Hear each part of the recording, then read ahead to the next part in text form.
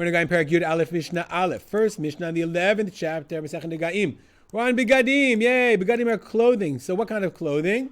So the Torah says, "Habeged sheyabo neged tzaraat." If you have a garment with that tzaraat, beged tzemer or beged pishtim, it has to be either wool or linen. O b'shti o be'erev la pishtim la tzemer. So the warp and woof. Shti o be'erev. I don't remember which is which. The length or whatever. I never remember which is which. But when you get your loom out, you remember what is shti is, what an erev. Okay. For pishtim la tzemer o be'or o b'chom lachador. It can also be, we're going to see, leather or some kind of animal leather. Okay, and we'll see what colors it is. Yirak rak or damnam. We'll get to that pretty darn soon. Says the Mishnah. Kol begadim mitamim benegaim. All begadim can be mitamei tumat negaim, can have tzaraat on them. Chuz bishan necharim, except for clothing owned by non-Jews.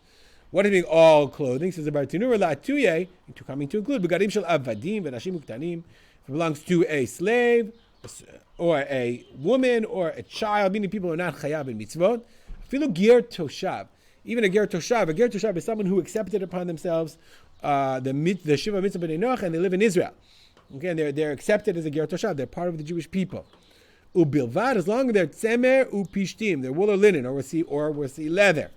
Okay, begadim shel tzemer upishtim in, begadim shel midi achrine lo. So if it's cotton, they didn't cotton back then, I guess, or polyester, or any of those other fine materials, no. Or as long as it's not a non-Jew. But let's say you buy clothing, buy a piece of clothing from a non-Jew, and it's got one of that. You buy it, and it's like got a thing on it. You should see it right away. He says about to do. So even a nega that was there before the Jew bought it is really interesting.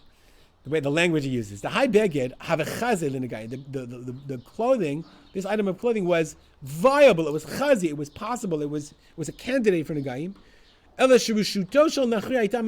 fact that it was owned by the non-Jew, by the Gentile, held it back. Therefore, the days that the nega, the tzaraat was on it, when it was still in the nachri, you're going to have to count and how long. That doesn't count. That time doesn't count as long as it was in the nachi's possession. As soon as it enters in the Jew's possession, when you buy the suit, take it home. You gotta look at it. Take it to the Kohen.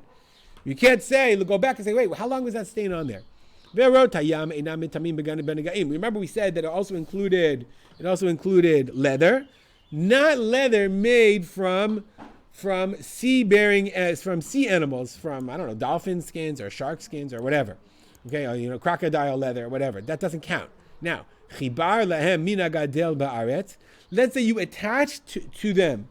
Okay, you attach to them something that grew in the ground, i.e., linen or wool. Afilu chut, even one string, or afilu mishicha, one cheva, one rope.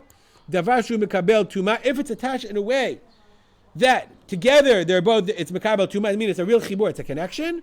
Then tamei, then that other thing that's connected to it, that connection is viable. I mean, if you tied it in such a way that it's connected like a permanent connection, that makes it viable. That the part that is a candidate for tzaraat makes the whole thing a candidate for tzaraat as well. We'll stop here. Dedicate our learning. Remember, my father, Rav Simcha Ben Yitzchak Kalman. Make it a great day.